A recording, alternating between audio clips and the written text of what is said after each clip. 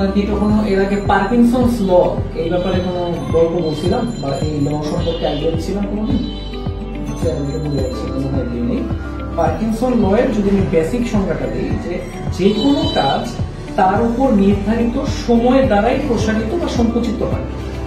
Easy example, আমি যদি মনে করি এই রুমটা আমার পরিষ্কার করা দরকার এবং আমার এই রুম পরিষ্কার করার জন্য 3 ঘন্টা আছে, তাহলে আমার মোরলেস 3 ঘন্টায় লাগবে এই রুম ক্লিয়ার করতে।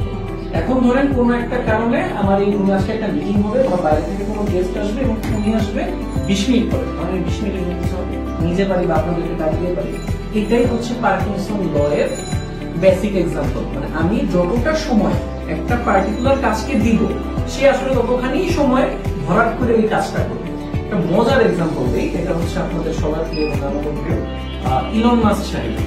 ইলন মাস্ক একবার তার প্রাইভেট জেটে ছিল এবং তার সাথে প্রায় 12-13 জনের একটা ইঞ্জিনিয়ার টিম নিয়ে আসলে ফ্লাই করতেছে। ওনার একটা বেশ কঠিন ইঞ্জিনিয়ারিং প্রবলেম নিয়ে ডিসকাশন করতেছে। তো এর মধ্যে একজন ইঞ্জিনিয়ার বলে উঠছে যে স্যার এইটা যদি আমরা সলিউশন করতে যাই মিনিমাম 1 বছর লাগবে। আরেকজন বলে উঠছে না স্যার এত লাগবে না, কিন্তু আমার হিসাবে 8-9 মাসের কম হবে না। ইলন মাস্ক সাথে সাথে পাইলটকে ফোন দিয়ে বলছে প্লেন ঘুরাও, আমরা এখনই সাইটে যাব এবং এই প্রবলেমের সলিউশন যতদিন না পারি আমি এবং আমার এন্টায়ার টিম সাইটে রাখবো। যেমন কথা তেমন ঘুরছে, সন্ধ্যার সময় সাইটে নামছে। তো উনি একটা ফর্মুলা খাটাইছেন, এটাই হচ্ছে মিনি পার্কিনসন ল। এবং মজার বিষয় হচ্ছে যেটা যেই ভদ্রলোক বলতেছিল যে 1 বছর লাগবে এই প্রবলেমের সলিউশন বের করতে, ওই ভদ্রলোকের 24 ঘন্টায় সলভ করে আসছে। দ্যাট ইজ হাউ ওনার একটা বছরের 365 দিনের জায়গায় একদিনে সলিউশন পেয়েছে।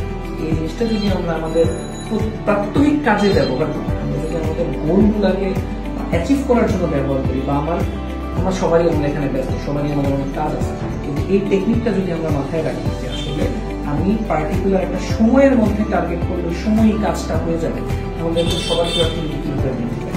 আশা করি যে আপনারা এই টেকনিকটা ফলো করবেন এবং উপকৃত হবেন।